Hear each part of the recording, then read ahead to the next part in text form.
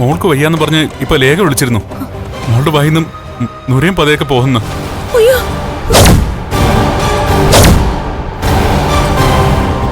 എത്രയും പെട്ടെന്ന് എനിക്ക് അവിടെ എത്തണം. അയ്യോ, എന്റെ മോക്ക് എന്താ പറ്റിയേ? ഒന്നും അറിയില്ലമ്മേ.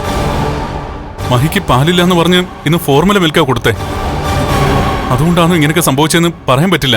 എന്നാ പിന്നെ പശു പാല് നേർപ്പിച്ചു കൊടുത്താ പോരായിരുന്നു മോനെ. അത് പറ്റില്ല എന്ന് ഡോക്ടർ പറഞ്ഞതുകൊണ്ടാ ഇത് കൊടുത്തത്. ഞാൻ എന്തായാലും ഒന്ന് പോയിട്ട് വരട്ടെ.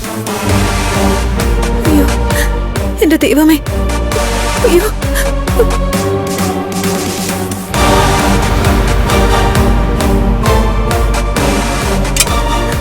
ഈശ്വരാ.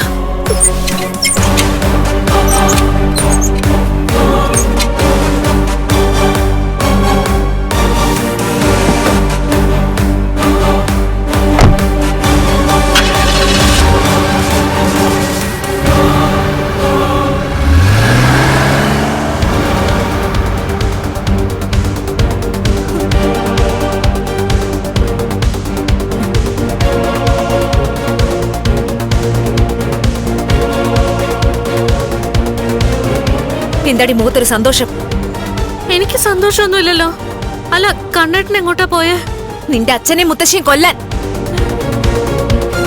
കണ്ണൻ എന്തിനാ പോയെന്ന് അവൾക്ക് അറിഞ്ഞിട്ട് വേണം ഇനി അതിന്റെ പേരിൽ സന്തോഷിക്കാൻ. അമ്മ എന്താ അമ്മ ഇങ്ങനൊക്കെ പറയുന്നേ? അമ്മയെ പോലെ തന്നെ എനിക്കും ഇപ്പൊ മാറ്റമുണ്ട്. മാറ്റമുണ്ട്. മാറ്റം ഉണ്ടായാലും നീ മാറില്ലടി. എന്റെ കുഞ്ഞിന് ഇനി എന്താ സംഭവിച്ചെന്ന് അറിയില്ലല്ലോ എന്റെ ഈശ്വര.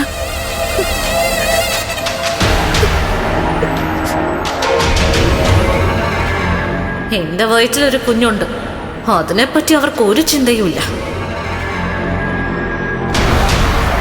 ആ കുഞ്ഞിനാണെങ്കിൽ ഞാൻ ശരിക്കൊന്ന് കണ്ടിട്ട് പോലുമില്ല. അവിടെ ചെന്നപ്പോഴും അതിനൊന്ന് എടുക്കാൻ ആരും സമ്മതിച്ചുമില്ല. അതിന്റെ കൂടെ നൂലുകെട്ടിന് ഞാൻ സ്വർണ്ണമൊക്കെ കൊടുത്തെങ്കിലും എനിക്കപ്പോ നേരിട്ട് പോയി കാണാൻ പറ്റിയില്ല. ഇനിയിപ്പോ അതിന് ഹോസ്പിറ്റലിൽ അഡ്മിറ്റ് ചെയ്യുകയാണെങ്കിൽ ഒന്ന് പോയി കാണണം, ആരെതിർത്താലും ശരി. എനിക്കും ചെറിയ വയറ്റുവേദനയൊക്കെ ഉണ്ട്. ഈ സമയത്ത് പെൺകുട്ടികൾക്ക് വയറുവേദനയൊക്കെ ഉണ്ടാവും. അതിനുള്ള മരുന്നൊക്കെ ഡോക്ടർ തന്നിട്ടില്ലേ? പിന്നെ വയറുവേദന കലശലായിട്ടുണ്ടെങ്കിൽ നമുക്ക് ഡോക്ടറെ അടുത്തേക്കൊന്ന് പോവാം. അതിന്റെ ഒന്നും ആവശ്യമില്ല. എന്നാ പോയി കിടക്കാൻ നോക്ക്. അവളുടെ ഭർത്താവിനെ ഒരിടത്ത് കൊണ്ടുപോയി കിടത്തിട്ട് ഇങ്ങോട്ട് വന്നേക്കുക. ഞാൻ രാവിലെ തന്നെ തോമസ് വൈദ്യന്റെ അടുത്ത് പോവുമല്ലോ അമ്മേ. ഡ്രസ് എടുക്കാനല്ലേ വന്നത്. എന്നാ ഡ്രസ് എടുത്തോണ്ട് പോരുന്നല്ലോ ഉടനെ തന്നെ. ഒരു ദിവസം എന്തിനാ ഇവിടെ നിന്നേ?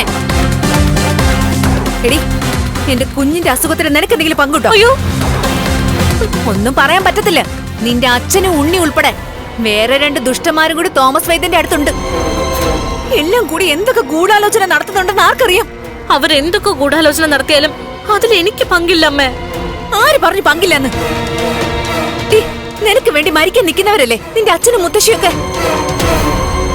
അപ്പൊ പിന്നെ നിനക്ക് പങ്കില്ലാതിരിക്കോ? കണ്ണനും മഹാലക്ഷ്മി കരഞ്ഞു കാണണം, അതാണ് നിന്റെ ആഗ്രഹം. അമ്മയോട് ഇനിയൊന്നും പറഞ്ഞിട്ട് കാര്യമില്ല. എന്റെ മനസ്സ് എനിക്കെല്ലാം അറിയൂ.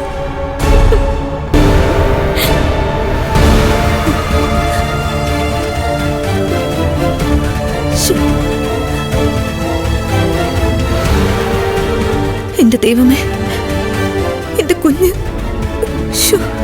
എന്റെ ഈശ്വര, ഒന്നും വരുത്തല്ലേ.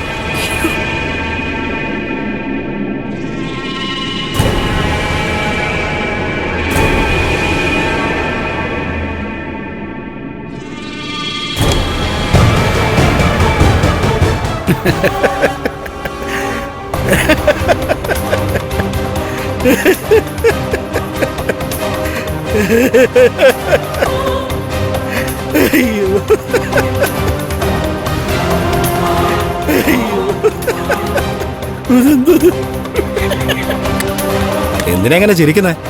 പഴയ ബാധ വീണ്ടും കൂടിയോ? നിന്റെ അച്ഛന്റെ ബാധയാണോടാ?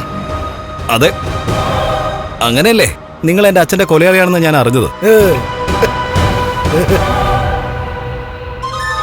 എന്നാ നീ കേട്ടോടാ, വാല് തീ പിടിച്ച് ഒരുത്തൻ ഓടി നിന്റെ വീട്ടിൽ നിന്ന്. നിന്റെ ചേട്ടൻ കുഞ്ഞിന് വയ്യാന്ന് പറഞ്ഞ് അവന് ഫോൺ വന്നടാ. ഞാൻ പറഞ്ഞില്ലേ നിനക്ക് എന്റെ അമ്മയുടെ കയ്യിൽ നിന്ന് സ്വത്തൊക്കെ തട്ടിയെടുക്കാനുള്ള മിടുക്കേ.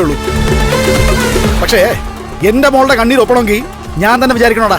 അല്ലെങ്കിൽ ഈ ലോകത്ത് മക്കളുടെ കണ്ണീർ ഒപ്പുന്നത് അച്ഛനമ്മമാരാ. എന്നിട്ട് എന്താടാ നിന്റെ കണ്ണീർ ഒപ്പാത്തെ? ഒപ്പന്താ സമ്മതിച്ചില്ലല്ലോ. അതിനുമുമ്പ് അച്ഛനങ്ങ് തട്ടിക്കളഞ്ഞില്ലേ? ആ എന്നാലും നിന്റെ അമ്മയുണ്ടല്ലോ. അച്ഛനെ കൊന്നത് നിങ്ങളും അമ്മാവൻ എന്ന് പറയുന്ന ദ്രോഹിയും കൂടിയാണെന്ന് അറിഞ്ഞത് പിന്നെ അമ്മ എന്നെ പോലും സ്നേഹിച്ചിട്ടില്ല.